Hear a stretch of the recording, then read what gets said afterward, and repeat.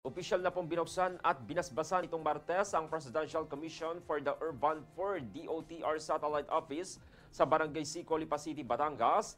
Ayon po yan kay PICOP Chairman Dr. Mayor Narjo Sabili, layunin po ng tanggapan na maghatid ng direktang serbisyo sa mga maralitang tagalungsod sa lalawigan bilang bahagi po ng Urban for Solidarity o Solidarity Week.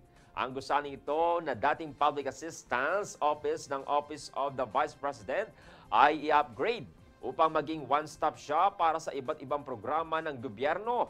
Dumalo po sa inaugurasyon sina DSWD Yusek Emeline Villar, Aspire Batangas Governor J. Ilagan, mga PICOP Commissioners at iba pang kinatawan mula sa MA Sabili Foundation, TESDA, NEDA, PNP at iba pang ahensya.